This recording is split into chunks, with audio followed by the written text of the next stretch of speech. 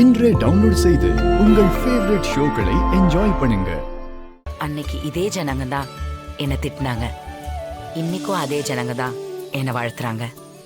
எனக்கு கடவுள் நம்பிக்கை கிடையாது. ஆனா இன்னைக்கு இந்த லிங்கத்துக்கு முன்னாடி என்ன முட்டி போட வச்சு கடவுள் முன்னாடி மனுஷங்க ஒண்ணுமே கிடையாதுன்னு என்ன உணர வச்சுட்டீங்க. கடைசியா ஒன்னே ஒன்னு சொல்லிக்கிறேன், என்ன மனுஷியா மாத்திட்டீங்க. ரொம்ப ரொம்ப நன்றி.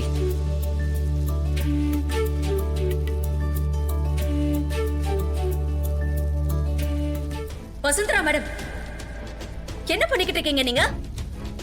நீங்க எவ்வளவு பெரிய ஆளுமை தெரியுமா? எவ்வளவு பெரிய சாதனை எல்லாம் பண்ணிருக்கீங்க. உங்களுடைய சாதனை எல்லாம் பார்த்து பிரமிச்சு போய் தான் உங்களுக்கு உதவி பண்ணலான்னு வந்து என்னால முடிஞ்ச அத்தனையும் செஞ்சு கொடுத்தேன். கடைசியில என்னை எங்க கொண்டு வந்து நிறுத்தி எனக்கு பிடிக்காத விஷயம் எல்லாம் பண்ணிக்கிட்டு இருக்கீங்க. இதை என்னால ஏத்துக்க முடியாது. நீ எனக்கு ஒரு ஐடியா கொடுத்த, அதை நம்பிதான் இந்த களத்துல நான் இறங்கினேன்.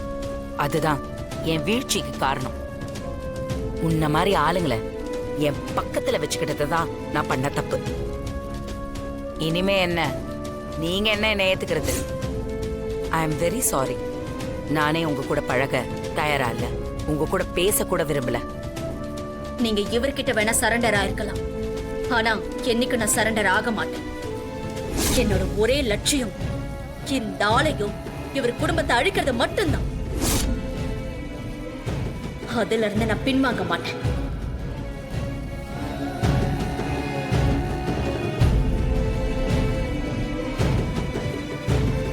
எனக்கு என்ன சொல்றதுன்னே தெரியல. இது எல்லாமே சிவனோட அருள் தான். உங்ககிட்ட இருந்து பத்திரத்தை மீட்க என்னால முடியல, அதுக்கான அவகாசமும் இல்லை.